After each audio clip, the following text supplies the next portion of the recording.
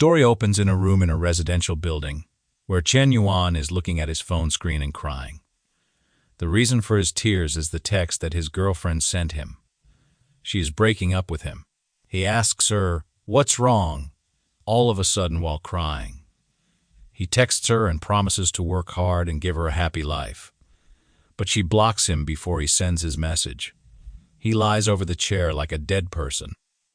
His roommates do not know what is happening to him and call him to play a game, but he ignores them and runs outside. Seeing his strange behavior, they think it is another case of a breakup. It is the 6th time this month he has faced a breakup. On the street, people look at him and start whispering about him. They know Chen Yuan as a famous dog licker. Chen is here to meet the girl who just broke up with him. Her name is Shutong. She tells him not to behave like this in public as everyone is watching them. He tells her he knows she is angry with him. So he has brought her favorite guava pork. He asks her to forgive him and not mention the breakup again. He will change whatever is wrong with him. People around them look at them and laugh at him while whispering about him. One tells the other that he has heard that Chen works 4 part-time jobs to buy her gifts, yet he has still been dumped by her. Shutong tells him that she is not angry. Her ex-boyfriend came to patch things up with her. After thinking a lot, she felt that he needed her more. Chen gets angry and asks her what she thinks he is. He says that her ex is a scumbag. He asks if she has forgotten that he cheated on her and made her have an abortion. While he is yelling at her, a Mercedes stops by them. It's Shang's ex. He tells her to get in the car. Before getting in, she tells Chen that it would be better for them not to meet again. She does not want her boyfriend to misunderstand her. She leaves with her boyfriend while Chen stands there, watching them drive away. Chen throws the food in the dustbin and goes into a convenience store. He picks up a water bottle from the shelf and starts drinking it. He wonders why his heart is always betrayed, and if he will be a dog licker for the rest of his life. He angrily crushes the bottle and decides that there is nothing wrong with being a dog licker. Suddenly, he gets a notification that the most vigorous dog licking system has detected the host. A screen appears in front of him, showing his biodata and stats. He is surprised to see the dog licking system and wonders what the plug-in is used for. Unintentionally, he touches the breasts of a girl standing before him. She yells at him, calling him a pervert, and asks if he wants to get his hands dirty. She says he has been staring at her boobs for a while and asks what's wrong with him. The system starts showing the girl's data. Her name is Zul Lil. The system informs him that with the help of the dog-licking system, if the woman's favorability towards the host exceeds 95 points, the counterattack will be successful, and her identity will be transformed into the host's licking dog. Now he realizes that the dog-licking money worth 90 billion can only be used to spend on women. He is also told that when the opponent becomes the host's dog, 10 of the amount spent will be rewarded to the host's account and become the host's personal property. The host can also get other rewards. Chen decides to use it on the girl in front of him. He smiles and tells her not to be mad at him and that he will pay for her meal today. The system successfully binds their dog-licking relationship.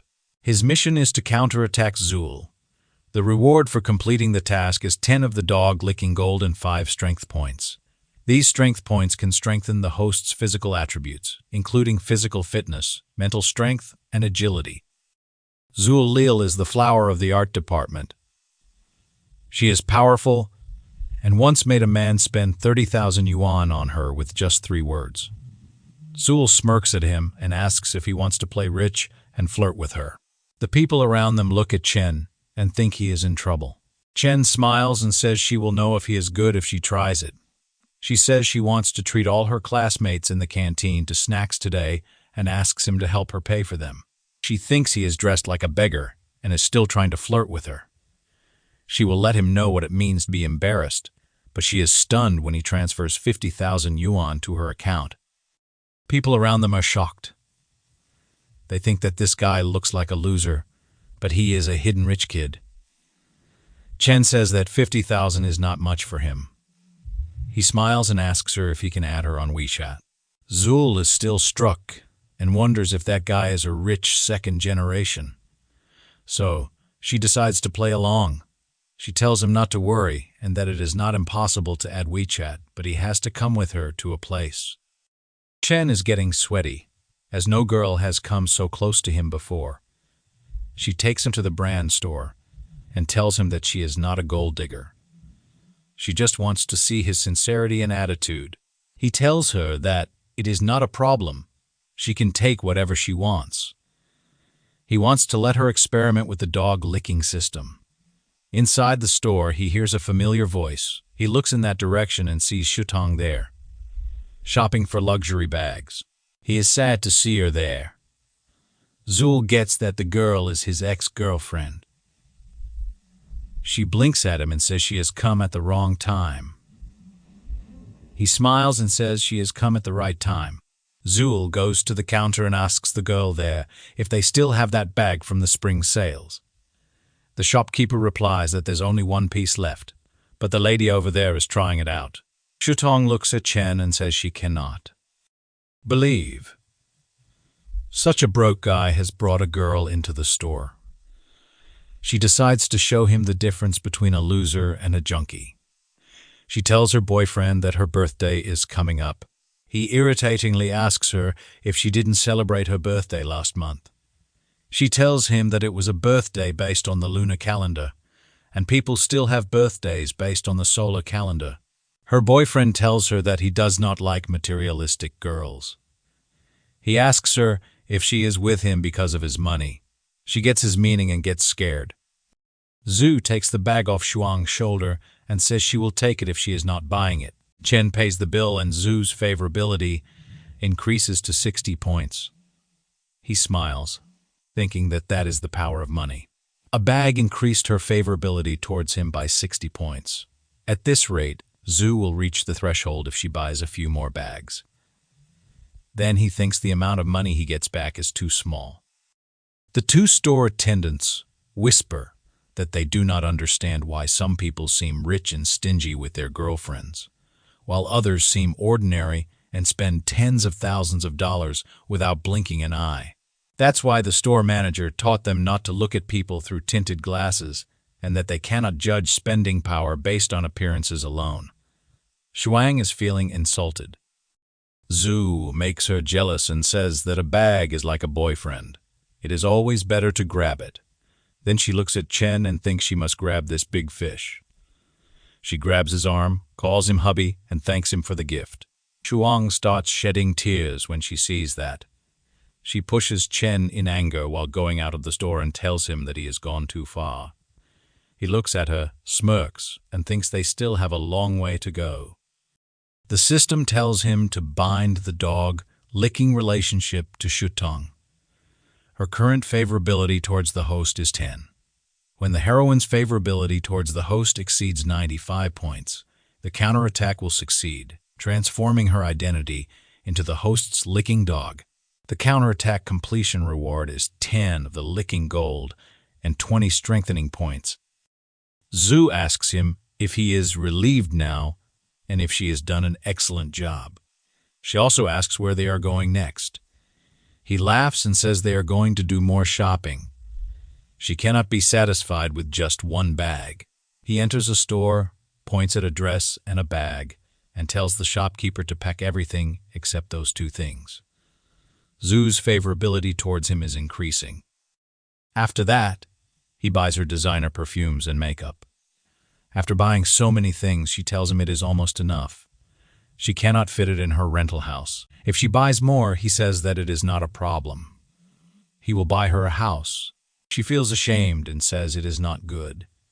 He has already spent a lot of money, and it's too much for their first meeting. Her favorability decreases to him by 5. Chen thinks that he might have scared her. It's true. He would also feel upset if someone had to give away a multi-million-dollar house just like that. He goes closer to her and says that she is a junior at the College of Fine Arts, 21 years old, 165 km tall, weighs 49 kg. Her favorite color is black. Her favorite food is Korean food. Her zodiac sign is Capricorn. Her shoe size is 30. Size is 37 and she likes to watch horror movies. Walking at night. He says he wouldn't be so abrupt if he didn't like her. He tells the shopkeeper that he would like to fill their store value card for exclusive members up to 500,000. And when this lady comes to the store in the future, they will directly recommend the latest model to her. She obeys his order. He tells her that if he has scared her, she should consider this card a gift to make amends. She looks at him with affection and starts blushing. He goes near her ear and whispers that if she cannot bear it, she should give herself to him. She shies away and slaps him, calling him a bad boy. With that, her favorability increases by 30. Even the store girls start liking him. They say that despite his humble appearance, this boy is so generous, and he is also very considerate of the girls' feelings. Chen thinks that it is true. The effect of the rich flirting is the opposite of the loser flirting. Zhu says he has bought her so much, and asks if he does not want to buy something for himself. He replies that he has no money. She says that now it is her turn to give him a present. She thinks she cannot just ask for it. If she wants to play a long game and catch a big fish, she also needs to give something appropriately. She takes him to a men's clothing store and buys him a few clothes. Then she takes him to a salon and gets him a new haircut. His whole personality changes with his new look. Zhu thinks that this guy looks so handsome when dressed up. Her favorability towards him increases even more. When she looks at him with affection, he thinks that this is the first time in his life he has to take care of himself like this. Fortunately, he does not need to spend any money. She lifts his chin with her finger and says it is not strange that she thinks they are a good match now. Then she says that she had a great time today because of him. For a few moments, she thought she was in love. She gives him a flying kiss and bids him goodbye. He checks and finds that her current favorability towards him is 60-80. He returns to his room. His roommates look at his new look and are shocked. They ask him what he has been doing all day and why he is dressed like this. He casually tells them he went on a date with Zhu. They say he can pull it off, but he cannot even figure it out with Shutong, and still wants Zhu. One of them says that Zhu is the flower of the art department. Even if he gets dumped a fourth time, he must act according to his ability. Another one puts his arm on his shoulder and tells him to take his advice that he cannot handle these girls. After a while, he gets Shuang's text saying that they should delete each other's numbers if he hates her. Chen knows that she wants to mess with his mentality. If they delete each other's numbers, where can he go to increase his favorability? He will also point her to upgrade and make money. He replies that he can hate her when she has a special place in his heart. She tells him that she is being with a junkie because she is vain. Her mother is ill and she needs 50,000 yuan for medical expenses. Chen sends 50,000 yuan to her account. She is shocked and tells her friend that she casually said it to him. And he gave her money. Her friend asks, who is so generous as to send a transfer of 50,000. She shows him the chat. That girl is surprised to see Chen's name and asks if she did not dump him today. Shuang wonders if she made a mistake. She decides to ask him. She asks him where he got all that money from and if he is in a relationship with Zhu. She also asks if he is some hidden rich second generation. But she gets disappointed when she gets no reply. Chen has put her contact on Do Not Disturb mode. He thinks Shuang is too teared up while Zhu cannot act too hastily. He wonders if there is any other place where he can legally spend money on a woman. He decides to try the live streaming platform. The girl on the live stream tells her viewers there is still an hour left before she goes off the air. So if her viewers want to send gifts, they'll have to hurry. Chen looks at the comments and is amazed that she has earned $1 million in no time. It means he has come to the right place. He presses the rocket icon and sends her money. After seeing the amount, that girl is stunned. It is not just her who is shocked. The other viewers are struck as well. Chen gives her more money, shattering all expectations. At the headquarters of that streaming application, An employee rushes to his boss and tells him that an unknown tycoon has just swiped $10 million in Z's livestream. The boss spits the water in his mouth and asks if it is not their trustee. Seeing this, the other streamers start sending him private messages. They think that just a few points from him are enough to cover their salary for several months. Zhu thinks that she is dreaming. She could not believe that someone had given her $10 million. A guy shows her a board where it is written that the boss told her to confirm that he will give her a 10 raise to get that lonely smoke. She understands the assignment and says she will not give up her big daddy to someone else. She sends him a flying kiss and thanks him for the gifts. She requests him to send her a private message, and she will give him 8 management. But Chen has slept peacefully. The following day, his fellows check out the search engine and are surprised that some rich guy swiped $10 million in half an hour on the stream last night. Chen wakes up due to the noise of their discussion. While brushing his teeth, he thinks he spent so much money last night and wonders why Mr. did not have any binding relationship. It means the bonding has to be in real life. Also, he wasted his money last night. He opens the app and looks at all the texts he had received the night before. He wonders if he is digging a hole in the chicken coop. His fellows are going somewhere and seem excited about it. They are in a hurry. He watches them go and asks what those 3 are doing without him. One of them says they are going to class. He reminds him that today is a public class. They can appreciate the goddess Xiao Yuki up close. The second one tells him he used to run faster than them and did not want to leave after class. Xiao Yuki, the campus beauty of Hunan University and vice president of the student union, is the dream of all boys. She is a pianist, a ballet principal, and a second-level athlete. Her outstanding talents and superb looks make her so difficult to approach. Chen is sitting in one of the rows in the student hall. Some girls look at him and say, "That guy is so handsome." They wonder who he is, as they have never seen him before. Chen thinks that a beautiful woman at Lakeside stands apart from the rest of the world. For 3 years, no one has been able to reach the top of this lonely peak. It must be worth a lot of money if it is hard to track down. Shuang and her fellow are also sitting a few rows behind Chen. Her fellow looks at him and asks if he is Chen. She says she has not seen him so handsome in a few days. She asks Shuang if he is dressed up especially for her. Shuang says that it should be correct, but she has a junkie now. Her heart is in turmoil in case they get into a fight. Her favorability is continuously increasing for Chen. Chen looks at her with a side eye and thinks, he just changed his clothes and she is getting favorability. He says that she is such a shallow woman, but right now, he has to focus on how to bind Xiao Yuki. Suddenly, he hears a guy asking his boss to show them how to conquer Xiao. Their boss is bragging that he will show them how he got her to fall in love with him. That guy goes to her and asks her for her Webtoon account. She is surprised by his nonsense, but says nothing. Her roommate, Uzofi, asks that guy what he wants to do with that. That overconfident brat tells him to add them on WeChat so they can get to know each other. Who grabs that guy by his shirt, pulls him closer, and asks if he is looking for his death.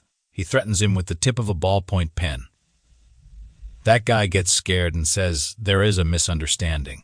He just wants to join the student union. Xiao is the vice president, so he wants to ask for advice. Then that guy starts crying. Wu tells him he is a wimp with no good excuse for picking up girls. That guy runs away from there. Wu looks at Xiao with anger. Chen comes there and says he also wants to add her on WeChat. He shows her his phone and asks her to add him. The students are enjoying the incident today. They say that Chen is so brave. He is giving his face to others to step on. Ooh, says this guy is more handsome than the last one, and asks if he wants to join the student union too. Chen replies that he is not interested in the student union. Wu asks why he wants Jaya's WeChat. He replies that he wants to chase her. She starts blushing over his words. The whole crowd is stunned and calls him a fierce guy. They think this confident guy will cry when she rejects him, but Xiao agrees to share the Weichuan. Shuang's friend asks her if he is not her fish. Shuang is furious to see Chen doing this. Chen thinks everyone loves beauty, so there is no need to hide it. He says that sometimes the simplest means are the most effective. No woman dislikes being chased. The system has successfully bound the dog-licking relationship of those two, but her current favorability is 0. After the class, when they leave the university, his friends tell him he is so good today. He got Xiao Yuki's WeChat. He has changed so much recently, and he looks like a dog. One of them asks Chen if he can ask Xiao to introduce some of her friends to them. He replies that he does not have a single horoscope. She is the school beauty, and he is nothing. He tells his friends that they are exaggerating. Suddenly, someone tells him he is a loser with a sense of self-awareness. It is the guy whom you threatened. He tells Chen that he is wise. Chen tells him that he is the one who is more professional and that he will learn from him. That guy gets furious and asks Chen what he is talking about. He calls him a blind cat running into a dead rat. He tells him not to be so proud. Suddenly, Zhu comes there and says Chen is so slow.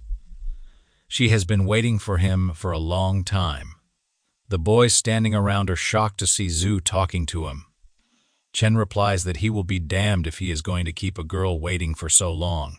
He asks her to allow him to buy her dinner and make amends. She likes his words and asks if she looks good in the clothes he bought for her. He replies that those clothes were made for her, and that the bag looks best when she carries it. He keeps praising her, and they walk away while talking. The crowd watches them go away together. That guy from earlier starts crying and wonders why he is one step behind. Shuang is crying with tears and wonders who Zhu thinks she is. It was Shuang who came first. Zhu and Chen go to a restaurant. There, she gives him a portrait of himself. She says that she stayed up all night to draw it. She also threatens him that she cannot spare him if he dares to throw her away casually. Chen is surprised and thinks this is the first time since birth that he has ever received a gift from a girl. Zhu smiles and asks him if he likes it. He wonders if this is a bait that she has prepared for him. She planned to trap him from the moment he spent money on her. He smirks and thinks it is a shame he is not the person he used to be. Zhu looks at him and thinks he does not seem very happy. It means he did not like her gift. Chen asks her why she is giving that portrait to him. He says that she made it by staying up late for him. He takes it from her hand, looks into her eyes, and asks how she should be responsible to him if she does not give him such a good gift in the future. She yells that he scared her and asks him to return her painting. He says he wants to collect it and use it as a family heirloom. He grabs her hand, pulls her closer, and says he likes her better in person than in her gifts. She starts blushing and thinks Chen is an expert in flirting. Her favorability also increases by 5 points. Seeing this, he thinks that if she wants him to be her dog, she should be a good toolman and blow up the gold. Suddenly, someone comes between them and pushes them away. That guy is almost crying, and his nose is running as well. He asks her if she did not say she is getting her nails done with her girlfriends and who that guy is. He says she is so good at getting her nails done that she can hug each other. He points at Chen and says he must be wealthy. Therefore, she even hugs him. He adds that he has been chasing her for so long, and she will not even let him touch her hand. Chen looks at that kid and thinks this unlucky kid must be Zhu's licking dog. Chen is too familiar with this kind of treatment. Zhu asks that kid who he thinks he is to her. She says it is none of his business whether she falls in love. Suddenly, Chen comes in between them and introduces himself. Then he asks the name of the guy standing before him and how long he has been chasing Zhu. That guy replies that his name is Wang Yu, and he is from the Department of Fine Arts. He has been chasing after Zhu for half a year. Chen behaves coolly and tells that guy that he chased a girl for 3 years. He worked 4 odd jobs and ate 8 steamed buns and pickles every day, but she finally chose to sit in someone else's Mercedes Benz. He tells him that those who have turned their backs on them will be their motivation for self-improvement. A real man should focus on getting a wife. He tells him to return to his dormitory, forget about her, work hard, make a name for himself, and make her regret her choice.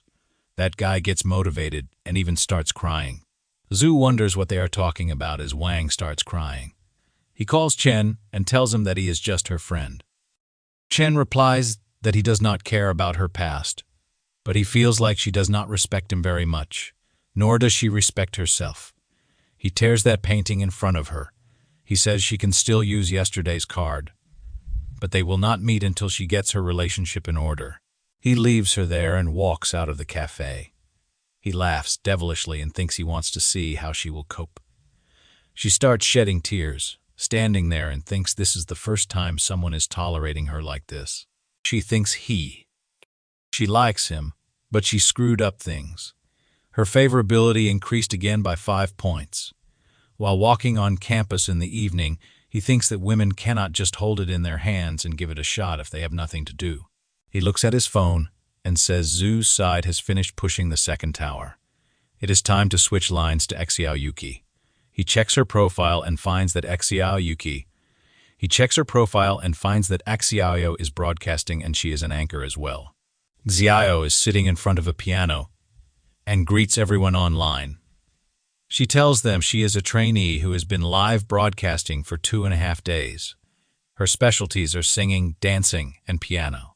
She requests others to take care of her. Chen thinks it is pretty cute and wonders if President Xiao may be cold on the outside but hot on the inside. He looks at the money she generated and thinks it is too low. Suddenly, he gets a text from Zia. He asks her who she is, and she reminds him that he gave her a bunch of rockets yesterday. He asks her if she is free for a meetup. She replies that she would also like to meet, but her schedule is packed. He tells her never to mind it. Then she thinks he has gone mad and says she will do a special dance for him tonight. He is furious that she still wants to trick him into swiping gifts. He does not even have a binding judgment for $10 million. He could give it to President Xiao. Suddenly, Xiao gets a notification that someone wants to peek with her. Chen is also glad to see that. It will be fun to watch. Zamir tells her viewers that she is matched with a new girl. It looks like she is sure to win. Chen also watches the match and says it will be hard to tell who wins until the end. It is a strange fate that the two of them match together. Zir tells Jiao to take a break. She says that her hand is broken, but Zhu has the backing of a wealthy man. She is sure that she will convince this smoky guy with her farming skills. Till now, she has gathered more gifts than Xiao. However, she soon becomes shocked when she sees that the smoky guy has sent multiple rockets to Xiao instead of her. Zia is surprised as well. Zia is now worried as she did not get support from the guy she was getting support from. She has been told that her boss demands an explanation of what happened. Zia gets disappointed and apologizes to her viewers by saying she has something to do, so she is going off the air now. Chen smiles and says he can give her a gift. He could also gift someone else. She wanted to pin him down with a smile. He looks at President Xiao's live stream and says he has spent much money on her, so she should not let him down. At the headquarters of the Shark application, an employee runs toward the boss to tell him about the big event that just happened. He tells him that the Lonely Smoke gifted another 10 million. The boss wonders if that guy is a crown prince in the Middle East. Wu tells Jia that her broadcast has been trending today. He tells her that she will be popular soon and may become an internet celebrity. She is surprised but does not want to be an internet celebrity. She says that trying to please men online is not a long-term solution. The most important thing for a woman is to have a career and financial and personal independence. Wu tells her to stop lecturing him. He asks her to tell the truth if she knows the guy who gave her the gift. She replies that she has often told him that she does not know who he is. She gets irritated by his question. Wu apologizes to her and says he is just curious. Xiao says he has sent her so many gifts, so she should send him a private message to thank him. Suddenly, She makes a scream. Wu asks her what happened to her. Xiao shows him her phone and says she may know that rich man. Xiao thinks that Chen is the son of a plutocrat. He has been well-dressed and well-fed since childhood, but he has a low-key nature and always pretends to live an ordinary life. Having received an elite education, he was fed up with the gazes of others and just wanted to live freely. One day, he meets the girl he loves and bravely pursues her as a commoner. Xiao thinks this must be Chen's story. Wu asks her if she is reading too many novels these days. She does not care what Wu thinks and says Chen has lived well since childhood, so pretending to be ordinary must be challenging. Now, she has to thank him sincerely. Chen comes back after taking a shower and sees Xiao's text. She invites him to dinner tomorrow and says she will wait for him at the school gate. Chen thinks that she did not ask him where he got the money for the gift, but simply invited him to dinner. He wants to see what she is up to. The next evening, he reaches the school gate on an electric bike. He stops near a luxury car. The middle-aged man with a cigar outside that luxury car asks Chen if he is waiting for someone. He replies yes, and asks if he is waiting for someone too. He replies that he came here to pick up his goddess. Xiao appears on the road. Chen looks at him and is stunned. The uncle tells Chen not to look at her. He says Chen must work hard to earn money, or uncles like him will pick up all these beauties. Jiao looks at Chen and sits on his bike behind him. That uncle is shocked to see that beauty choosing that guy's bike over his luxury car. He sits on his knees and cries, asking what the purpose of making so much money is. Jiao feels like riding a heavy bike and sitting with her husband after marriage. They have arrived at a local restaurant. Chen parks his bike outside. Their orders of spicy garlic are served. Chen starts serving her food. She adores his manner, thinking he forgot to be a gentleman, even in a simple stall. It is the style of a noble family. Chen passes her the hand-glove box. She smiles and thinks he treats people with a sense of propriety. A little more attention, and they will be attentive. A little less, and they will be cold. He is very... Chen, a disciplined family man, wears a glove and starts eating lobsters with his hands. She looks at him and thinks this must be the most undersized lobster he has ever eaten. She thinks that if he is so rich in eating with her, he does not want her to be stressed out. She thinks he is such a soft, gentle flower of the highlands. Her favorability towards him increases by 10 points. Surprised by this sudden increase, the lobster falls out of his hand. She picks up a lobster and feeds him with her hands. She blushes and says she will peel the shrimp for him. He is amazed and starts liking her generosity. When she is feeding him, Shang and her boyfriend, Junkai, enter the restaurant. She is shocked to see Xiao feeding Chen shrimp. She is worried and thinks first it was Zul Lil and now Xiao Yuki. She wonders how he could be so capable. She tells her boyfriend Junkai that there are too many people here and asks if they can go somewhere less crowded. He grabs her and says he thinks there are a lot of acquaintances. He tells her that he is a person who likes to eat in crowded places. He goes to Chen's table and throws some money at him. He tells Chen to take these $500 and give him his seat. Chen looks at the currency notes that fell there and wonders what Junkai is doing and if he thinks he looks good like that. Junkai throws more notes and asks him if these are enough. Chen shows no reaction. Xiao stands up in anger. He thinks that he was provoked and wonders why she is so angry. Xiao angrily thinks about what that dog thinks of himself, that he dared to mess up her perfect date. Seeing all that money, a guy comes there and tells Junkai to give that money to him, and he will give his table to Junkai. Junkai grabs him by the shirt and angrily says he wants this table. Suddenly, he gets hit by a purse and one of his teeth breaks. It was Xiao, and Chen was stunned to see her being this brave. At that very moment, a vast woman appears on the scene and tells Junkai that he eats her food, wears her clothes, drives her car, and asks how he dares to use her money to pick up girls. That woman looks furious. Chen looks at her and is scared to his death. Junkai, who just got hit by Xiao, grabs his face with one hand and asks why Xiao King is doing here. She thunders and asks if she had not been here, how would she have discovered that he was having fun with women behind her back? She says Junkai is a beast worse than a pig or a dog. Junkai tries to play innocent and says she has got it all wrong. He asks how he could have a woman. He says that she has given him everything, so there is no way he could betray her. He grabs Shutong by her hair, pulls her, and says it was her. She seduced him. Shutong cries and says that Junkai is lying. He asked her first and also said that he was single. He slaps her on her face and tells her to shut up. Shutong looks at him with tears in her eyes. He again raises his hand at her and tells her to lower her gaze. Chen grabs his wrist and stops him there.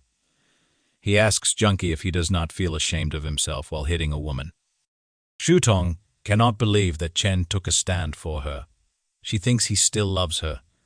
Her favorability for him increases and reaches the target point. The system informs him that Lin Shutong, the dog-licking partner number 2, has a favorability score of 95 for the host. It congratulates the host for a successful counterattack on dog-licking target number 2, spending 50,000 on dog-licking gold, and rewarded the host with 5,000 yuan. Lin Shutong is transferred into a licking dog, and the host is rewarded with 20 enhancement points as well. With those points, his strength and agility increase. Chen bends Junkai's arm. Junkai gets hurt and asks him to let him off. He lifts a bottle from a table and tries to hit Chen with it, but Chen breaks the bottle and Junkie's nose with one punch. Chen tells him that there is no shame in eating soft food, but he is a beast who eats soft food and beats women properly. Junkai feels insulted and brings out a knife from his pocket. Chen tells him to watch out. Chen speedily grabs his wrist and releases the knife from his grip. Then he lifts him and throws him. Junkai passes out. The crowd gathers around to see the fight. Chen starts walking outside. Shutong looks at him and rushes toward him. She grabs his leg and says she was wrong and blind. She asks him for a chance to start over. He asks her if Chen, whom she is talking to, is the person who once carried her over 10 km to the emergency room at 3 a.m. Is he still the same Chen who saved up for half a year to buy her a cell phone, only to be criticized for not being the latest model?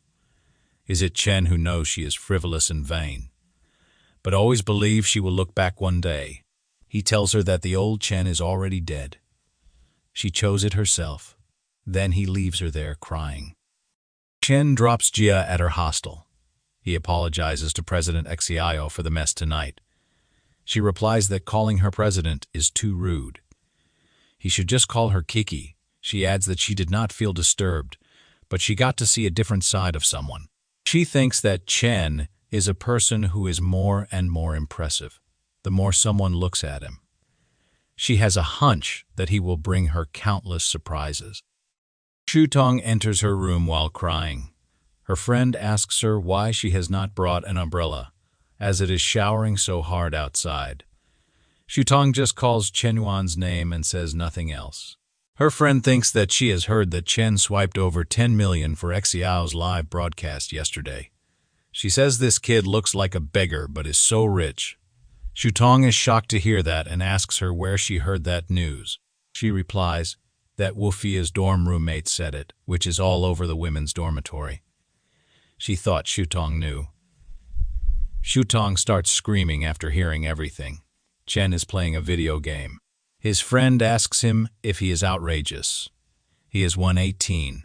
Chen's friends ask him if he is a gaming genius after winning 18 times in a row tonight. Chen thinks that he did not expect that after adding 20 attributes, even playing games would become more accessible. This is a surprise. He replies to his friends that he is in good condition. One of his friends asks him why he does not become an anchor. He says that when Chen makes 1 million a month, he can fly with him. Chen removes his shirt and looks at himself in the washroom's mirror. He thinks the attribute points have made qualitative changes in his body, and he is in better shape. He focuses on his jawline and says that calling himself Pang Yuan of Hunan University should not be too much.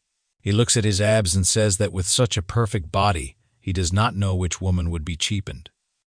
Suddenly, his friend calls him and asks if he has fallen into the toilet hole. He tells him that the phone is ringing continuously. He comes out and checks his phone and wonders why Zul is calling him so late. He wonders if she is thinking of some new tricks to trick him. He calls her and asks why she called him so late. She is crying on the other side.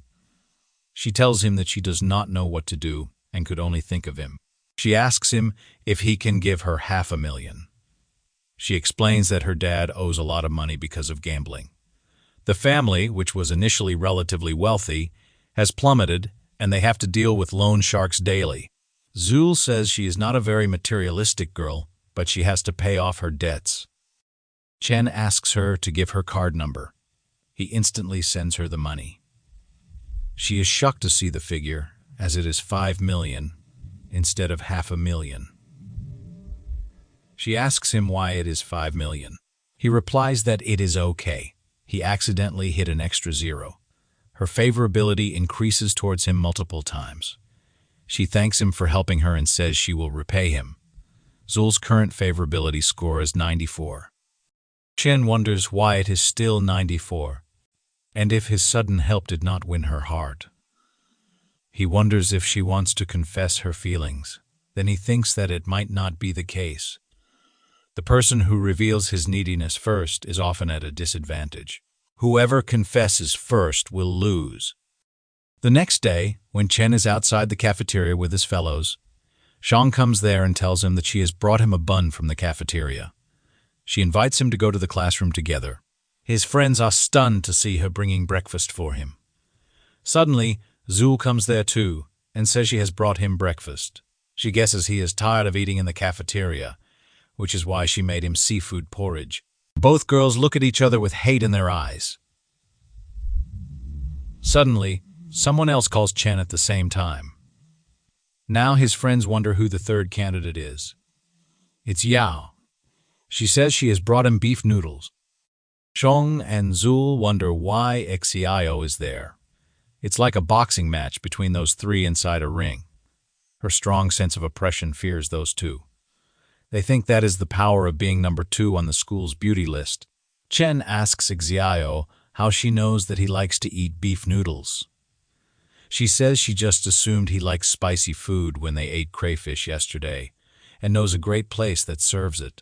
He replies that it feels so good to be cared about by others. He thanks Kiki.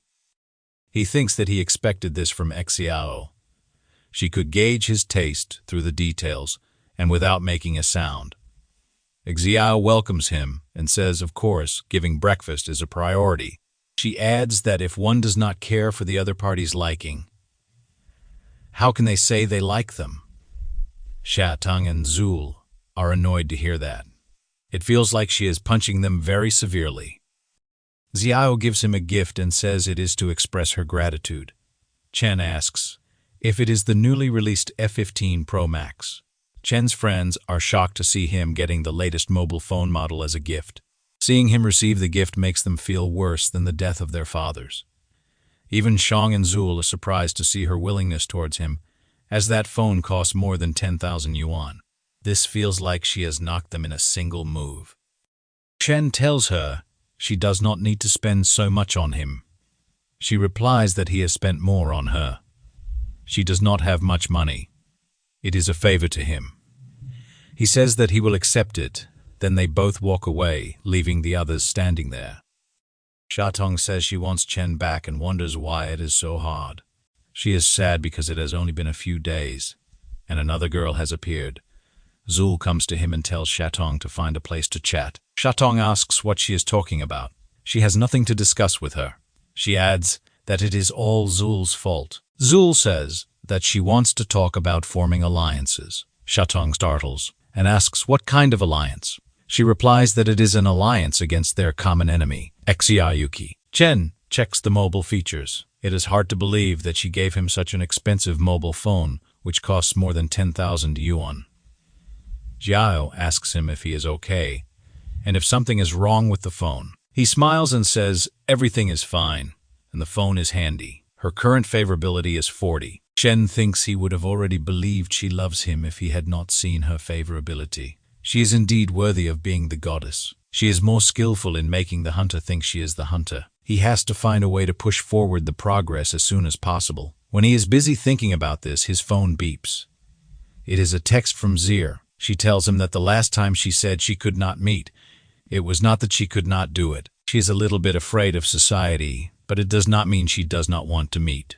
Smokey. He looks at the message, laughs, and wonders what kind of attitude this is. He also wonders if she thinks him a. At the same time, he gets a notification that Dragon King wants him to join a group where all the anchors are ranked. He wonders if this is the legendary Big Daddy group of anchors. He joins the group and starts chatting with the other members. He realizes that these rich guys want to test his skills, so he plays with them. One of them says that Mr. PM Smokey seems rich. Ends of millions are just a tiny amount of money for him. He asks if he wants to do business with him. That guy adds him for a private chat. Here, he tells him that he has a villa. He plans to sell, but doesn't know if Mr. Giz Smokey is interested in it. Chen asks him about the location. He replies that it is located in Jianyu District, a river, View Villa. Chen searches the location on maps and is stunned to see that Jianyu District is a well-known wealthy area. A villa costs at least tens of millions. He replies that he has just planned to buy a villa to store some sundries. He will go to see the house tomorrow. The guy on the other side of the phone is shocked to see his reply. He says that this guy seems to be planning to buy it. He wonders if they guessed wrong. He tells Dragon King that Mr. Kin Smokey is not a shill. He is rich. Dragon King, who is drinking tea, replies that whether he is rich or fake, they will know when the time comes. Even if they guess wrong, there will be many benefits if they can make friends who will not frown, even if they throw tens of millions of dollars at others. He tells the other guy to send Mr. Smokey their address and learn more about him. Chen receives the address and wonders how much her favorability will increase if he gives her a villa. Xian brings Xiao to that location with him.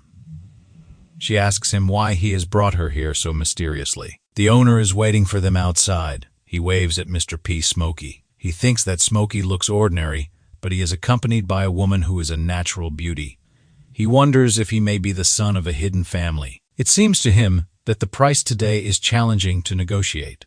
He extends his hand for a handshake and says his name is Chen Yuan. He has a small business, but recently he had to sell this villa due to financial problems. He welcomes them inside the villa and tells them to have a look. He says the entire villa has a construction area of 500 square meters.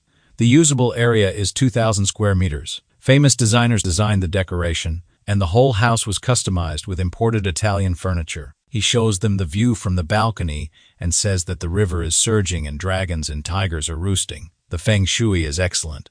He would have wanted to bury himself here if he were not short of money. Xiao wonders if Chen is buying a house. She thinks this mansion must cost tens of millions of dollars. Chen says that this place is good. He tells him not to waste his time and quickly tell him the price. Hong tells him that he will not lie. Although he needs money, before he came here, several people were very interested in this place. He thinks his psychological price for this house is 50 million, so he has to leave some room for bargaining. Therefore, he will quote a higher price. He tells Smokey that he will give him an average price of 60 million. Chen sighs before saying something. Hong wonders if he has overstated it. He thinks it is hard to fool a nobleman's son. Chen acts as if 60 million is nothing for him and agrees to pay. Hong is shocked to hear him. He is now repenting and thinks he should have asked for 80 million.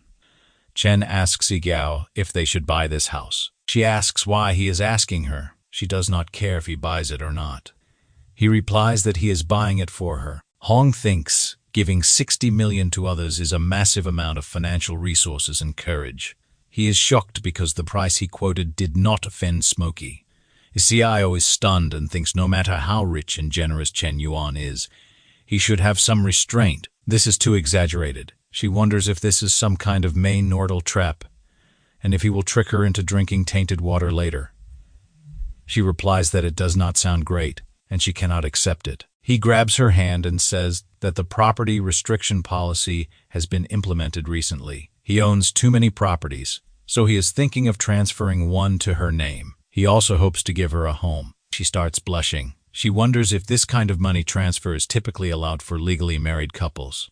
She wonders if he treats her like his future wife. Chen asks her what their relationship matters, and if it is not his and hers, there is no need for distinctions. She starts blushing more, and her favorability rapidly increases for him, reaching 90 points. Chen thinks his acting skills are improving, and the film industry owes him an Oscar. Chen paid the initial deposit of 10 million and said he would transfer the remaining money to Hong after completing the formalities. Hong replies that it is okay, and Chen can leave the transfer matters to him. It will be sorted out in the next few days. They sit in the taxi and Hong waves them goodbye. Hong thinks that with Smokey's wealth, it is surprising that he still insists on taking a taxi daily for physical exercise. It is like going incognito, proving that the wealthier he is, the more low-key he becomes. While sitting in the taxi, Chen thinks that President Xiao's favorability is already 90 points. Once he completes the licking dog transformation, the 70 million invested in her will turn into 700 million in returns,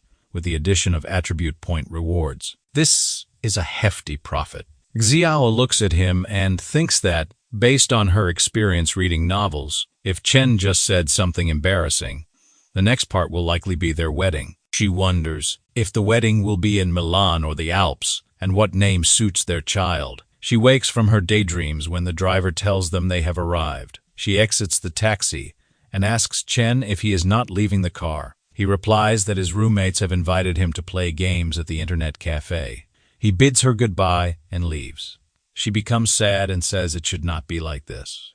She wanted to confess.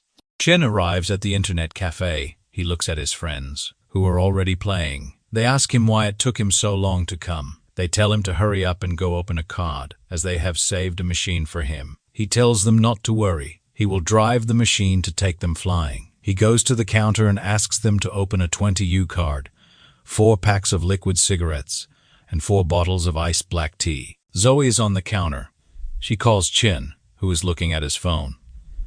Hearing her voice, he looks at her and asks what she is doing here. She blushes and says she told him earlier that her dad runs a chain of internet cafes and opened this one. Thanks to him, her family's debt has been completely paid off. She excitedly says she will give him a lifetime membership for the internet cafe so he can use unlimited computers. He replies that it is not necessary, but she still does it. Suddenly, a gangster asks Zoe if she is Leo's daughter. He also asks when her father will repay the money he owes them. She replies that she paid him 5 million last time and asks why she still needs to pay him back. The guy smacks his hand on the counter and says, 5 million is the principal, and there is also interest. The interest is still 15 million short. She yells at him that he is thoroughly engaging in fraud. It is robbery. He grabs her and tells her to stop talking nonsense. If she cannot come up with 15 million today, she will come with them. With her looks, she would be the star of his nightclub and could easily earn enough to cover the 15 million debt in 1 or 2 years. Seeing him crossing the line, Chen grabs his arm and twists it. He warns them to leave quickly before he gets angry. The gangster, furious, calls Chen a meddling mouse and orders his men to kill him. All the other gangsters attack him simultaneously. Chen kicks them, and his friends are shocked to see the blind monk's ultimate move. Cyclone kick. They say that Yuan has improved his fighting skills recently. Those gangsters leave the cafe saying that Chen should consider himself lucky today, but not let them into him again. Zoe hugs him and thanks him for saving her again. She was scared to death just now. Chen gets a notification that Zoe's favorability has reached 95 points. It congratulates him for the successful counterattack. It says that the dog-licking target, no one spent 53 million U in dog-licking gold, and rewards the host with 530,000 U.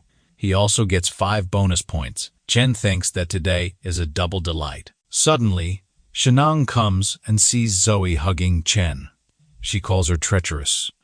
She points at Zoe and tells Chen that they agreed to ally, yet she is hiding and seducing Chen Yuan, enjoying the benefits alone. Chen gets embarrassed to see them fighting and tells the system to add all the points to strength and agility. The next day, students are wandering in the sports field. Chen is also there. He thinks that Lin Shutong and Zoe Leal have been successfully wooed, So dealing with President Exio is just a piece of cake. It is time to find new targets, or else he might end up in a situation where no one is left to charm. Suddenly, a girl taps his back to call him and asks him if he can move to the side because he is causing inconvenience to others. She says their sports club has requisitioned the sports field for a short distance race. She asks him if he could make way and avoid the area.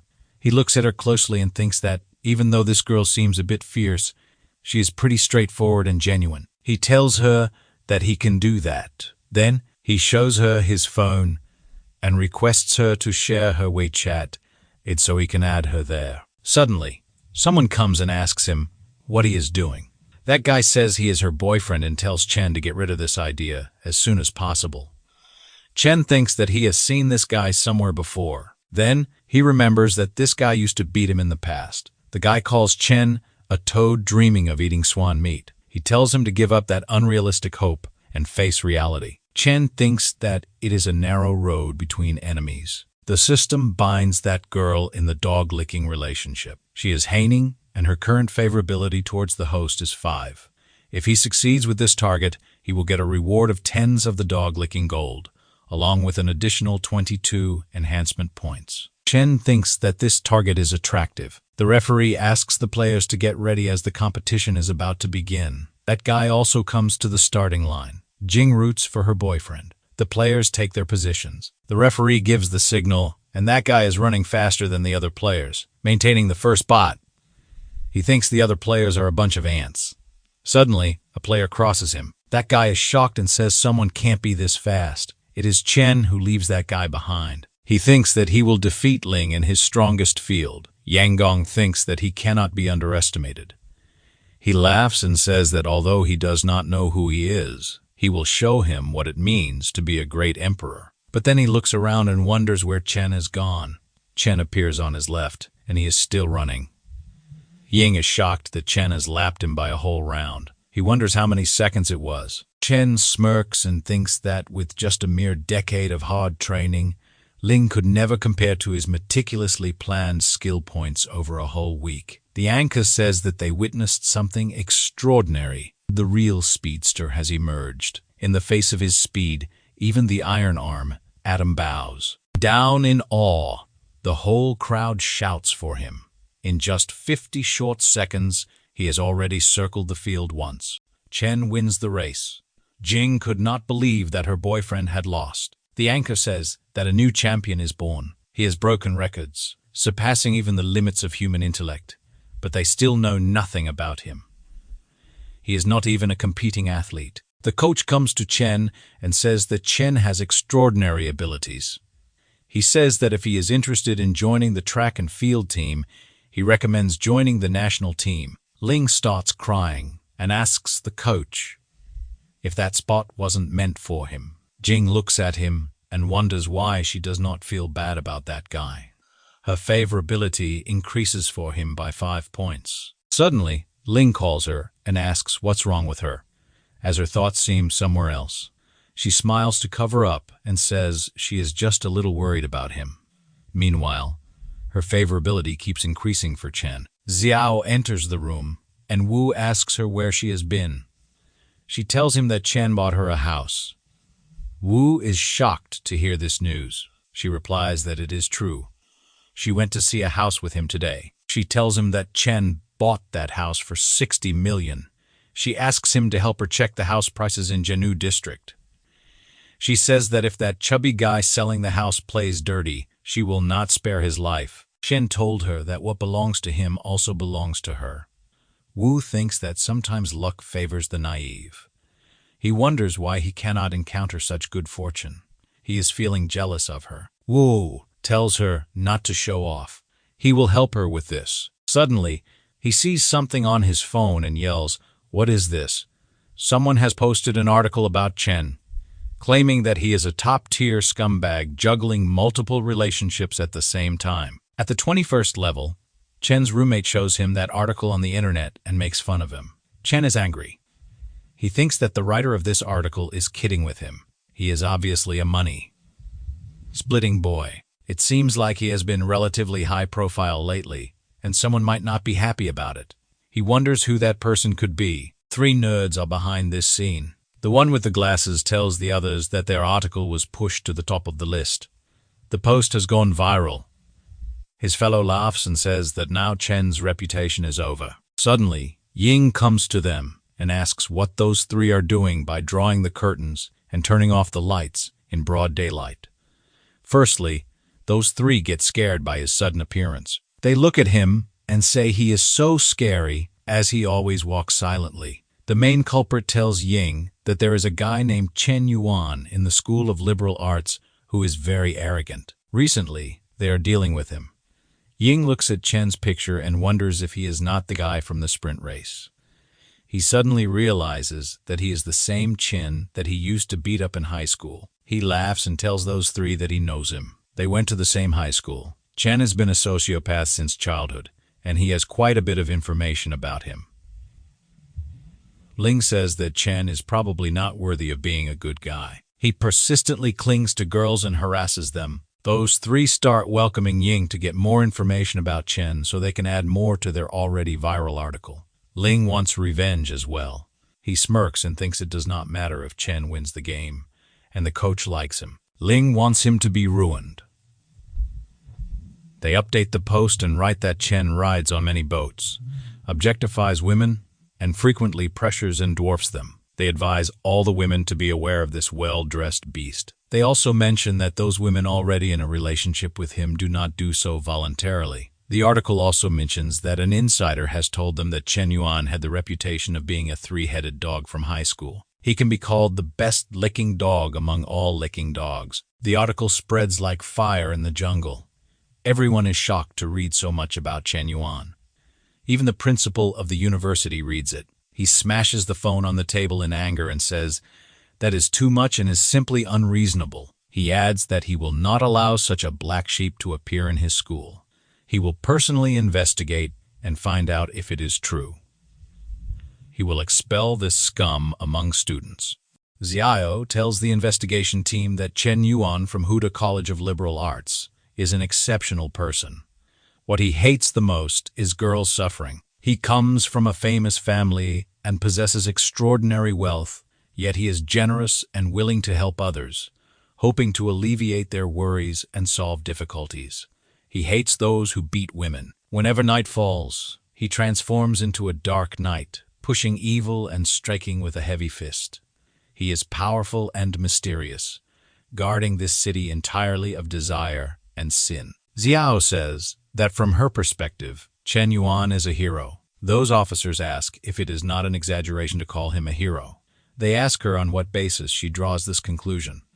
She replies that she has drawn it with her woman's intuition. The principal asks his secretary if Xiao Yuki's testimony is credible. He looks at her profile and replies that she is the vice president of the student union. Although he thinks she is a bit weird, she should not lie. Chen Yuan is probably a good person. The principal orders the officers to ask Chen's classmates again. They go to Sheng, show her their ID, and say they have some questions about her classmate Chen Yuan. They need her help in their investigation and request that she come with them. In the investigation room, she starts crying while telling the officers that Chen Yuan is a good person, but it is a pity that she is not good enough for him. She says that she is greedy for him, working day and night, but Chen Yuan is not willing to choose her. She admits that she excuses herself for being emotional because it makes her heart ache when she thinks of him. The officer passes her another tissue and asks if she is saying she likes Chen Yuan, and he rejects her, but she still thinks he is a good person. She sobs and says she deserves it. She does not deserve to fall in love. Chen Yuan is undoubtedly a good person. He has not done anything wrong. He just does not love her. The principal also hears the testimony.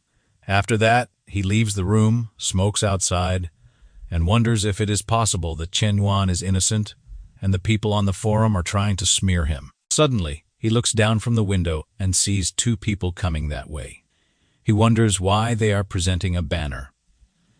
He meets them and introduces himself as the president of Hunan University. He asks them what those 2 are looking for. Zoil opens the banner and tells the principal that she is from the art department.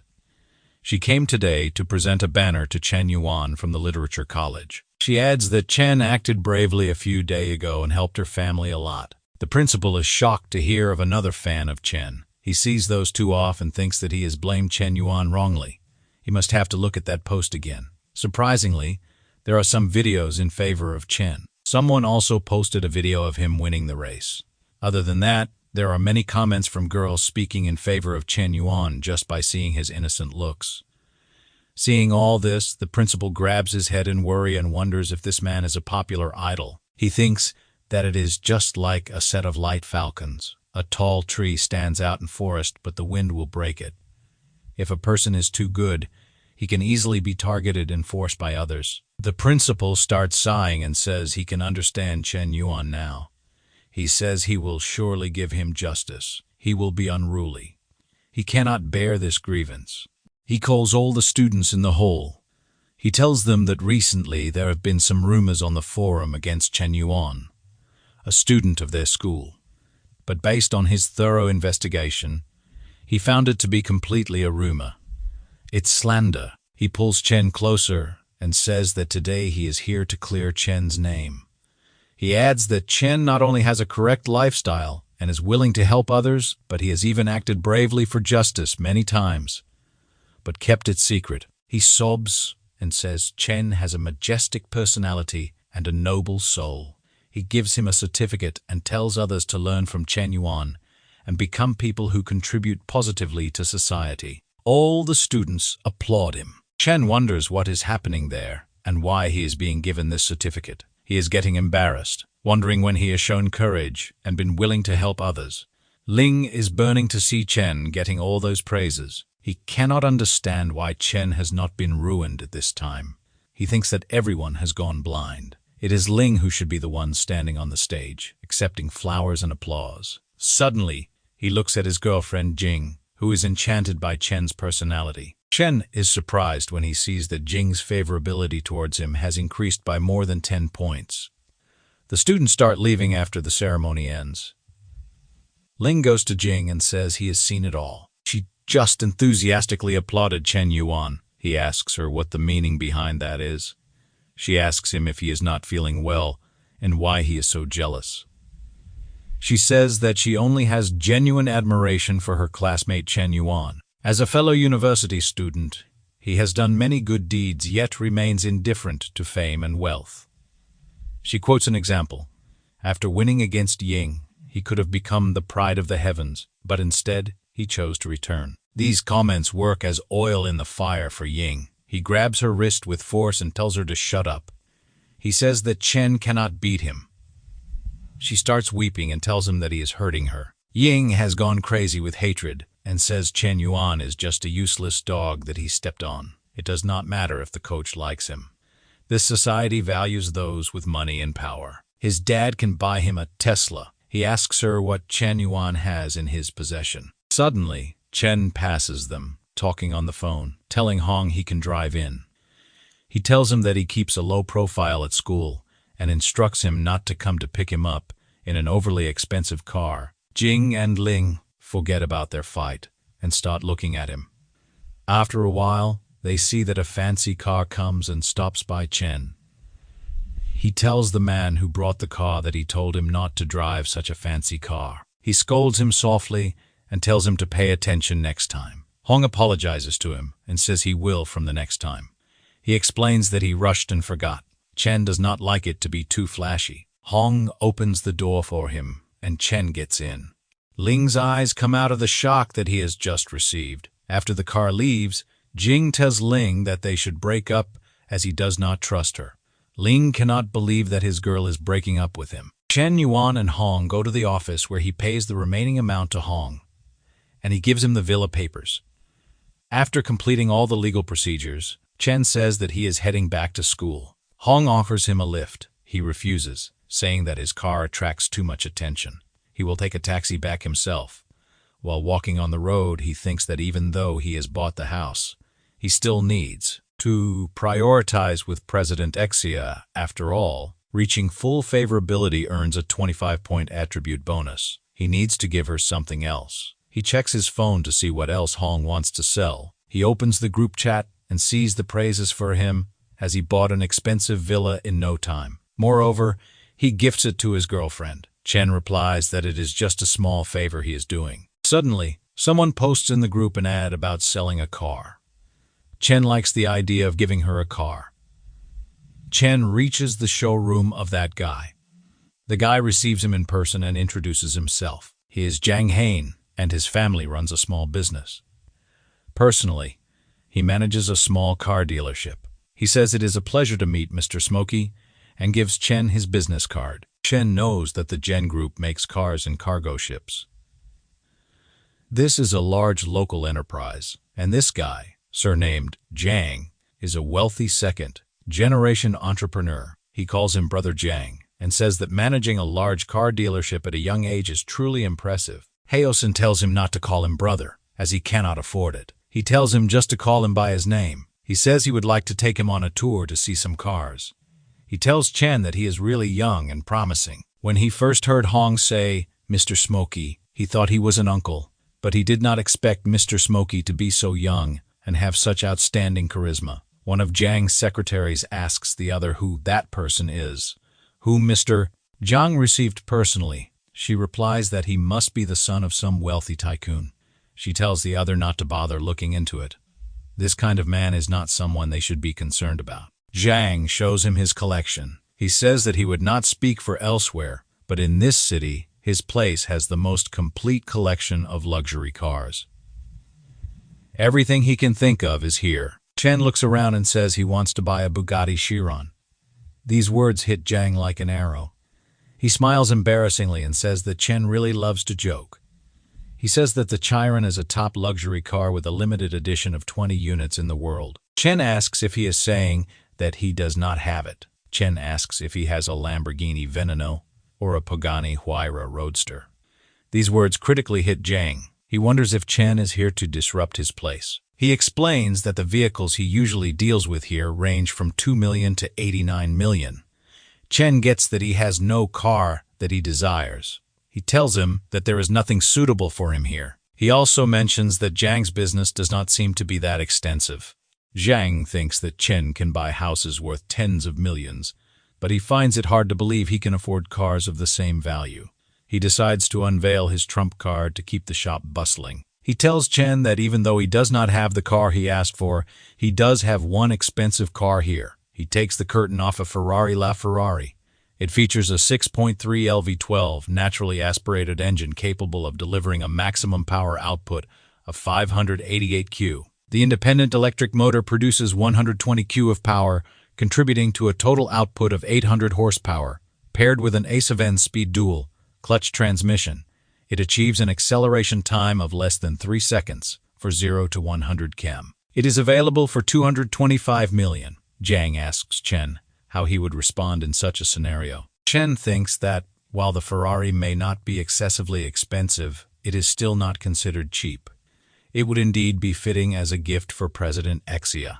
He puts a hand on Jiang's shoulder and says that if it is over 20 million, he will buy it. He has put in effort and tells him to take him to swipe the card. He tells him to deliver the car to Hang Riverside Villa Community. Jiang is shocked and takes the card from him. Suddenly, Chen gets a call from his friend Lai Wen. He wonders why he is calling him this time. Wen tells Chen that on his birthday, his girlfriend Liu Jia said she was accompanying her best friend to do nails. It got very late. Too late. Liu Jia did not bring an umbrella with her. He was worried about her, so he hurriedly took an umbrella to give it to her. But he witnessed a scene that tore his heart apart. She was kissing some rich guy with a car in the rain. At that moment, he felt a sense of confusion. They were getting wet in the rain, while he, holding the umbrella, felt like a drowned rat. Wen is crying tears and tells Chen that his heart hurt so much. It was a 3-year relationship. He had planned to take her home to meet his parents. Chen tells him to stop drinking. He has already had 8 bottles of poetry. Wen sobs and asks if he did something wrong, and if he can still try to win her back. Chen grabs him by his shirt and scolds him. He tells him that he must stay clear-headed. The mistake is hers, not his. He tells him to pick up his self-respect and not become a licking dog. Wen falls to his knees and says he already knows all of this, but he does not know what to do. Chen looks at his miserable friend and says it is hard to accept. He asks him if he thinks she is just impulsive and not a bad person. Chen needs to teach him a lesson. He brings out his phone and dials a number. Wen asks him what he is talking about and whom he is planning to call. Chen tells Wen to trust him and let him handle the situation. He will make Leo kneel before him and repent. Chen calls Zhang Haosen and says he wants to borrow a few cars, noting that they are too expensive, just a few million each. He also asks him if he can contact some of his trustworthy friends to have them drive the cars over tomorrow. He replies that he will handle this matter properly for him. Wen wonders why there is a double cross involved in this. After that, Chen calls Zul and asks her if she is free tonight. He would like to meet up with her. He tells her the address and says he will wait for her there. Wen looks at his friend and says he seems to have changed a bit. In the evening, they meet in a restaurant. Wen is stunned to see Zul Li hugging Chen so openly. She says she missed him so much. Wen thinks that Chen made a single call and brought an 810 girl. He wonders if this is still the loyal licking dog he used to know. Chen introduces Wen to Zul. She asks Chen if he has called her so late just to introduce friends to her. But then she wonders if he is introducing her to his circle. She starts blushing, thinking he has her in his heart. Chen replies that he wants to ask her to help him with a play tomorrow. Maya is driving on the highway with Liu Jia. He tells her not to be gloomy. She will not be happy with that loser Lai Wen. He will get her a new bag for her birthday in a few days. She replies that words are easy to say, but considering the years of their relationship, Maya better treat her well in the future. Suddenly, a Ferrari overtakes them and applies brakes in front of his car. Maya applies the brakes just in time and avoids an accident. He yells at the guy in the Ferrari and asks him if he does not know how to drive appropriately. But then, he sees someone with perfect curves and shining wheels and a pair of unparalleled headlights stepping out of the red car. He becomes a Ferrari as nothing in front of her. Right after that, Wen steps out of the car. He is covered in luxury brands from head to toe. Dia is shocked to see him coming out of that luxury car. Li grabs him by his arm and says she is scared, as the new car he bought for her almost got hit by this guy. Wen is acting hesitantly and says that if it gets hit, he will buy her a new one. Maya looks at Wen and wonders how he turned out like this. Is he a hidden rich second generation? Jia looks at them and thinks for a second. She understands that they are acting. She yells at him and asks what he is trying to pretend. Wen tries to act cool but fails. He tells Zul to get in the car, as they still have a bit to go. Jia tells him she has known him for a long time and asks if he thinks she does not know about his background. She admits she is wrong, but aside from the facts, his performance today disgusts her. Zhang is in the car with Chen, listening to their conversation. He tells Chen that the woman has figured it out. Chen smiles and says it is not a problem. It is time to take the stage with his little brother. The real show is about to begin. After that, all the cars he borrowed drive toward their location. They reach there in no time and surround Maya. A guy in a white suit who knows Maya comes out of the car. He looks at Wen, pretends to be an old friend, and is surprised to see him there. Maya is shocked to see that guy. After that, all the other drivers come out of their cars. The guy in white named Bai walks toward Maya and asks if he recognizes him. Maya starts shaking due to some fear. Bai surrounds Maya and Jaya and asks if that guy told her that his name is Maya. His family owns a coal mine, and he studies in America. Bai grabs him by the head and tells Jia that this guy is a habitual liar. He pretends to be wealthy to deceive women into bed. He is nothing more than a gigolo. He laughs and asks her if she actually believes he is some rich second generation. Bowie says, Maya's tactics are so clumsy, he should have starved by now. But surprisingly, there are still naive girls falling for it. He adds that she does not even take a good look at herself. She does not even deserve to be with wealthy people. Those words fall like lightning on Jaya. Jia runs to beat Maya with her sandals and says he is worse than a dog and that she will kill him. Maya starts crying and apologizes to her. Seeing this, Wen tells Zul to go from there. Jia grabs him by his leg and tells him not to leave her behind. It is not that she admires vanity, but she is just afraid of being poor. She asks him for another chance, but he walks away saying she should not call him that way. He breaks up with her and tells her not to call him ever again. Maya finds a chance to run away, but Chen comes from the front and asks him where he is planning to slip away. He adds that letting him go is not impossible, but first he must give himself 100 slaps. After that, they all go to a pub to celebrate. Chen thanks everyone for their strong support. The others tell him not to be so formal, as Hyan's friends are his friends too. Bae gets closer to Chen and says he has heard Chen is a master on the Shark Live platform. He has a favor to ask Chen for help with. Chen asks what kind of favor it is. Bae says he has a favorite streamer he wants to support, but he has run out of money this month. He is wondering if Chen can help him a bit. Chen understands that they want to test his abilities again. He thinks that these wealthy folks always like to underestimate others. Bae gets embarrassed and tells Chen that Bae is just kidding and that he should not take it to heart. He tells Bae that supporting his girl is his own responsibility. It is unreasonable to expect Chen to foot the bill. Chen slams his glass on the table. The boys there think that he has gotten angry and wants to fight, but Chen unlocks his phone. He slides his phone toward Bae and says he is going to the bathroom. Bae can feel free to use his account as he likes. He tells him not to help him save money and to spend it freely. Then he goes to the washroom. Bae is surprised and wonders if Chen is letting him freely use his phone to browse, and if he is trusting him that much. Then he thinks that if they ask him to pay the bill, he might actually feel a bit reluctant. He is not tired of paying for gifts, since the system pays for them anyway. When he comes out of the washroom, he looks to see that all those guys are standing in a circle around Bae and are encouraging him to spend more. Chen comes there and asks what he is up to and what is going on with all this excitement and commotion. Bae starts sobbing and tells Chen to save the child. Chen takes his phone back and checks it. He says that he has been away for so long and Bae just spent less than 20 million. He calls him weak. All those around are struck and wonder what kind of identity this Chen has, and if his family is richer than the Tiandian banks. Bae sighs and says on a regular day he might earn a few tens of thousands, but surpassing 13 million is like brushing out several sports cars, and this is tearing his heart apart. Chen says that 20 million does not sound good. He says he will round it up to a neat 60 million for him. Bae tells him not to do this. He grabs his hand to prevent him from doing this and requests him to stop, as it is enough. He adds that she does not deserve so much money. Zhang asks Bae if he has realized he is not up to par. He tells them to raise a glass to Boss Chen. Bae says that he genuinely surrenders.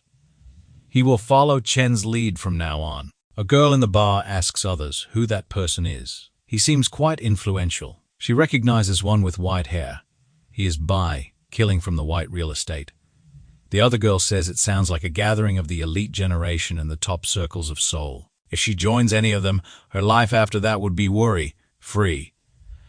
Another girl asks if the one called Chen is that mysterious person who went viral for brushing 1 billion. She says that his life is her dream. Chen receives a text. He tells others that he has something to attend to, so he will take off now. They will plan for another meetup next time. That text is from Zarir. She tells him she is in Seoul now and cannot wait to meet him. He replies that they can meet tomorrow. He laughs and says that after leaving her hanging for so long, it is time to reap a harvest of goodwill. Zarir lands at the airport the next day. She thinks that it is just a meeting. As long as she exudes a little charm, Chen will end up just another catch in her fish pond. Chen looks at the messages he received on his phone from Shatum. She tries to fish him and apologizes for her past mistakes. He deletes the messages and blocks her contact. Zaire asks him what he is looking at. They are having tea at a cafe at the airport. Chen replies that it is nothing. He asks her what she is talking about. She recalls that her boss strictly asked her to capture him, even if she stripped herself naked and sent him to his bed. This time, she thinks it is hateful that he can stay indifferent, even in the face of beauty at her level. She says that Chen is so young and rich that she wonders where he can get a higher position. System peeks at her and tells about her details. Her original name is Zuan, but her professional name is Zaire. She is 26 years old, and her appearance is 78 points. The girl's favorability towards the host is 60 points. Because of the too high favorability, it is unable to bind with her. Chen cringes and wonders if all his money went down the drain. It seems like he needs to lower the favorability first. He starts pretending to be silly and puts his pinky in his nostril. He tells her that she has got him wrong. He has just come here as an unemployed wanderer. Zaire feels embarrassed and asks him if he does not have a job. It seems Chen is probably running his own business or has a company. Otherwise, where does the confidence to spend lavishly come from? He replies that the money he used to buy gifts was from his dad. Now his dad's company has gone bankrupt because of his spending, owing the bank tens of millions. He grabs her hand and says he is meeting her to ask if she can refund some of the money spent on gifts. She feels sick of him suddenly, and her favorability drastically starts falling. She yells at him and asks if he is broke and why he is pretending to be rich here. She has had enough of him throwing attitude at her time and again. She asks him if he is a man. He is a disappointment, asking for money to be refunded. She yells that she must be out of her mind wasting time with a loser like him. She dials someone's number, calls him Lan, and tells him she is at the coffee shop outside the airport. She tells him to hurry up and come pick her up. There is a loser bothering her, and she is scared. Chen looks at her and smirks, thinking he has met practical women in reality. But seeing someone so realistic and shamelessly distorting facts is genuinely a first. After a while, Lan enters the cafe roaring. He asks if he does not know who runs this territory in Seoul as he is harassing his woman in broad daylight.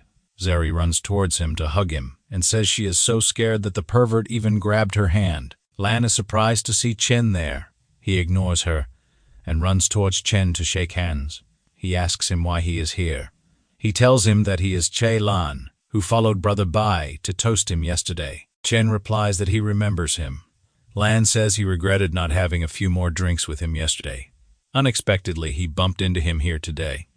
It is on him. He requests Chen to honor Lan by coming. Zaire is stunned to see that Lan is unexpectedly polite to Chen. Lan is a top-tier, rich second generation in Seoul with numerous family industries, well, connected and influential. Lan scolds her and says she is so stupid that she does not know that Chen is his eldest brother. He tells her that Chen has enough money to bury her whole family alive. She wonders if he has such a background. What was he doing a while ago? She realizes he was testing her sincerity, and she missed the opportunity. She thinks she must reclaim the moment. She apologizes to Chen and says she misunderstood him. The system notifies that the dog-licking relationship is successfully bound, and the title's heir will give him 20 strengthening points. Chen takes a sip from his cup, plays relaxed, and says he forgives her. She is young and inexperienced. He was just joking with her. She thanks him and says he is her favorite. Her favorability also increases towards him. Chen thinks that she is indeed a professional anchor. Her favorability will rise like chicken blood as long as she has money. Unfortunately, he will not simply let her go. Lan yells at her that he has boosted her popularity to millions, and he is treating his brother to this foreign soy milk. He tells Chen that they should make today an unexpected encounter. He is hosting, and Chen must honor them with his presence. Chen replies that it is not a problem at all. He will show him the respect he deserves. Chen opens his car door for him and makes him sit carefully. Zaire also runs to sit with him. She grabs his arm inside the car and keeps her chest close. She asks him if he is still angry with her. He replies that she is worrying for nothing. He looks at his screen. She wonders why he is using the Shark Live app. Anchors live stream and sends her multiple gifts. She is shocked to see him. Chen keeps tapping the gift icon and almost sends 3,000 gifts. Even the host of that live stream feels stunned and falls unconscious. Zaire is stunned as it is her first time seeing someone receive gifts this quickly. She worries that the money should have been hers if she had seized the opportunity. She understands that this man is playing with her. However, the way he spends money is really good for her. She thinks that if his fingers were not tapping the screen, it might be hitting her body. Her favorability towards him increases unimaginably. Lan brings Chen to the most famous private restaurant in Seoul. It's called Black Pearl, and it is a 3-star restaurant. Lan says this place operates on a members-only reservation system, ensuring high privacy. But the most renowned aspects of this restaurant are its 3 main highlights. Chen says that one is the outstanding food, the other is the unique scenery, and asks, what about the third one? Lan says that Chen is genuinely experienced. He got the first two right. The third highlight is the boss's daughter, Xiao Yuki. Xiao is sitting there playing an instrument. When she looks at Chen, he's also shaken up to see her there. Xiao glances at Zer holding his arm, and her favorability for him decreases by 5 points. She gets furious and breaks her musical instrument. Her eyes tear up and she runs away from there. He is worried now as Xiao's side was so close to staging a counterattack. He wonders if it is going to overturn at a critical moment. He chases after her and catches her in the corridor. She yells at him that he toys with her emotions and asks him to let her go. Chen thinks that if this continues, the sensitivity will be lost. He has no choice but to risk it. He plays the victim and asks her if she has watched the 4. She cries and asks why he is bringing up movies when she is talking about her affair. He replies that he is the tomato tycoon. He lights a cigarette, takes a puff, and exhales them. Smoke in the air as he wants to show himself as a victim of unbearable life and responsibilities. He tells her that she should know about his extraordinary family background.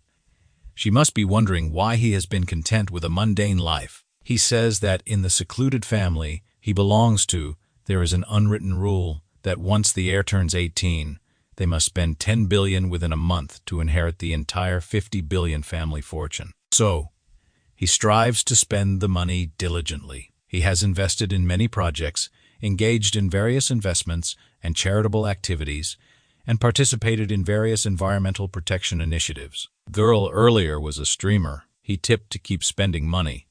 He had to stage a little drama. He grabs Xiao's hand and says this matter is known only to her. He does not expect her understanding. It is just that this secret has weighed on him for too long. He bids her goodbye and tells her to take care of herself. Then he leaves her there and walks away. Xiao thinks that she must have been causing unnecessary trouble. He has been working so hard contemplating the inheritance of the family fortune. She cannot believe she doubted him. She runs after him and hugs him from behind. She says she does not want to say goodbye and asks him not to leave her. It is her mistake to accuse him wrongly. She thinks he genuinely cares about her. If he reveals secrets like the family inheritance, her favorability level increases. Her current level is 92. They both return to the others with smiles on their faces. Xiao tells them that they do not need to apologize. Her mood was off earlier, affecting everyone's meal. Chen is her friend too, so she will cover this meal. Lan is impressed by Chen to see that it only took him 5 minutes to sort it out. Zaire is jealous and thinks that Xiao is acting all high and mighty, making it seem like she is the main consort, but it is still unclear who will end up with the upper hand. She asks Chen who that sister is, as he has not introduced her to them yet. Xiao tells her not to call him brother. He is probably younger than her considering her age. Lan looks at both ladies and says it is not a battle on the same level. It is a complete one-sided domination. Chen tells them to stop fighting, start eating. He is hungry. Lan is trembling to see that he is not even angry. He admits that Chen's methods are genuinely mysterious and cunning. On one side is the famous shark anchor, rich brother, a reaper of wealth. On the other side is a locally renowned talented woman, with aspirations higher than the sky. Lan says that Chen's maneuvers have already surpassed the so-called art of charming women. He is practically a male succubus. Originally, Lan was conquered by his wealth, but now Chen is becoming his spiritual idol. He says that he will follow him to the death. Ben returns to his campus. He thinks that the restaurant is so expensive, but fortunately, it was not he who paid the money. Suddenly, he remembers to check the current progress of his strategy. He looks at the profile of Zaire and Xiao and finds that the favorability levels are already relatively high. He wonders if it is time to push for more progress aggressively. Suddenly he sees another profile and wonders who this is. He looks at the picture and recalls that she is Young's girlfriend. Initially, it was only a 25-point favorability level, but now it is 76. He has not seen an increase this much in a few days. He wonders if his charm is that impressive. While he is busy checking the progress, his roommates run somewhere. One says that he has heard someone confessing to a girl downstairs. The other laughs and asks if it is a pure love warrior charging into battle for love. Chen hears these words and finds them attractive. Someone outside the hostile buildings is confessing his love to his lover in a fancy way. He also sings a song for her. It is young. He tells his girlfriend that he was wrong. He should not have been mean to her and should not have treated her with cold violence.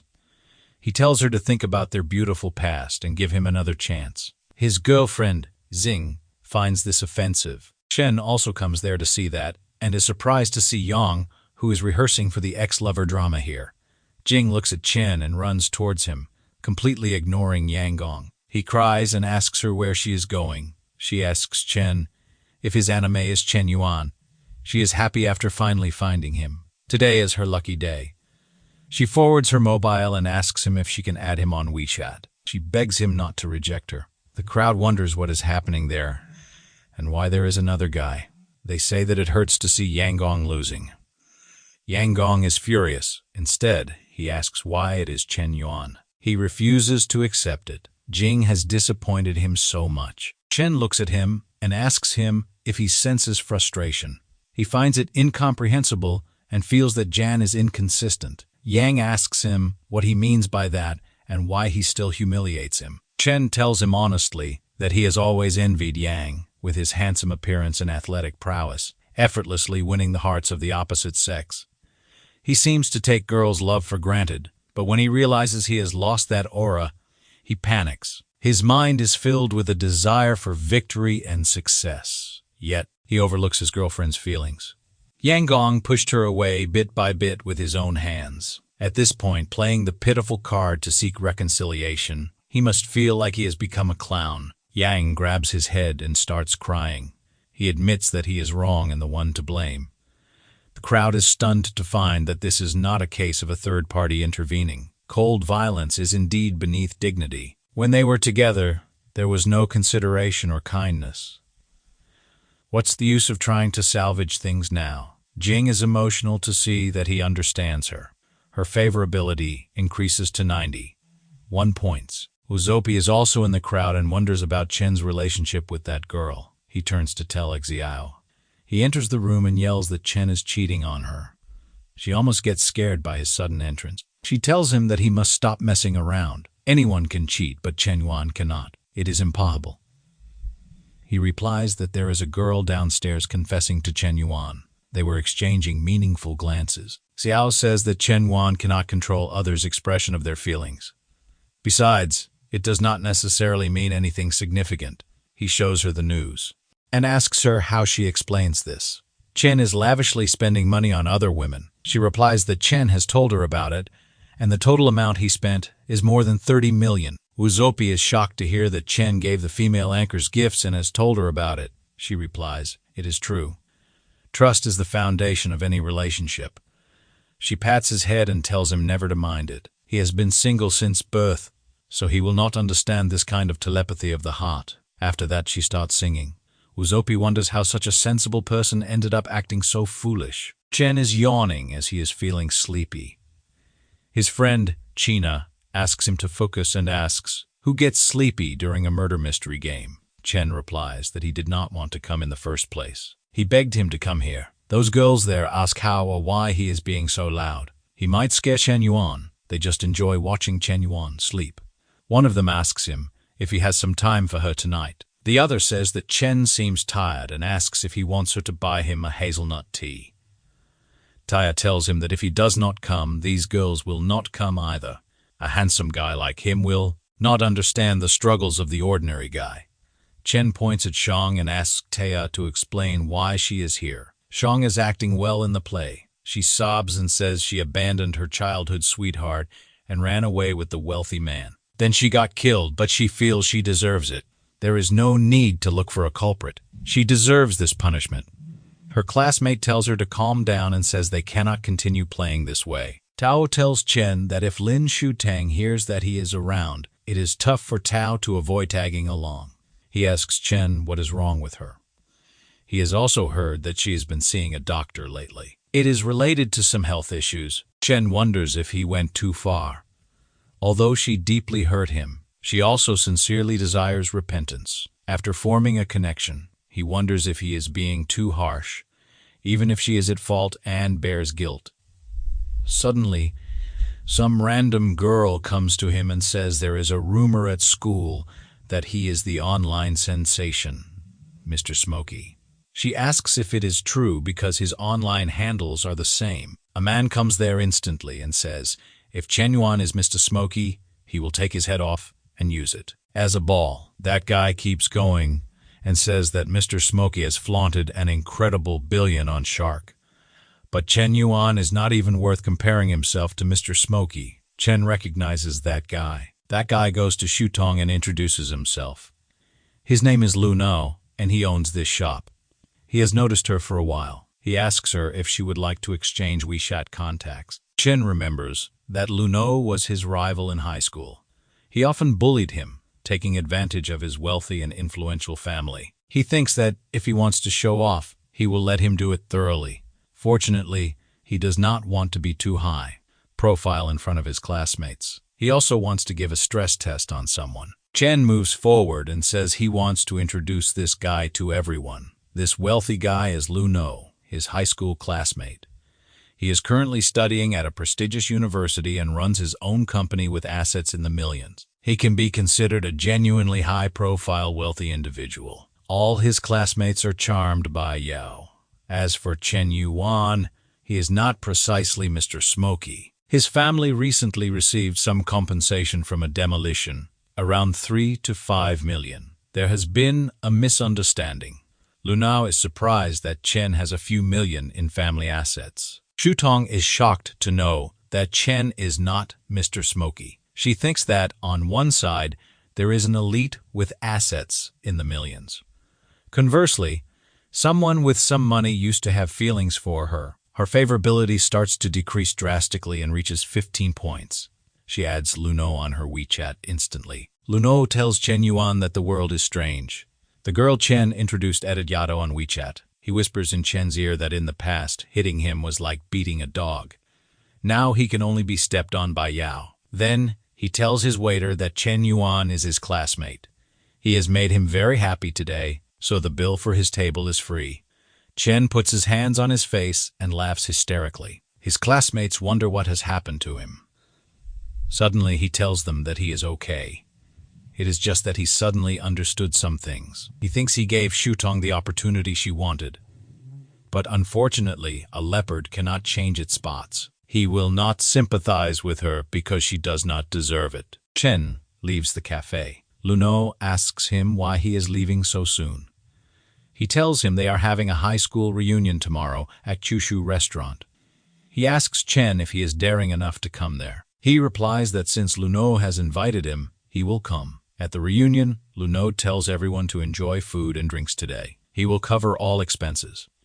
He also says that those guys do not help him save money. It is meant to be spent. His friends praise him and say Lu No is generous. He welcomes them and tells them to give him a nice word when Ruo comes later.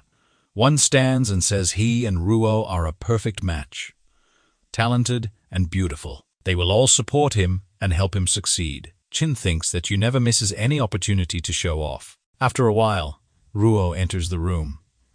She apologizes for keeping everyone waiting. She says the driver at home took a day off today, so she took a taxi and arrived late. Chen looks at Ruo and thinks she is the only white moonlight that could illuminate his life. During the 3 years of high school, she is so mysterious and noble, like an unsolvable equation that makes all the boys in the school lose their composure.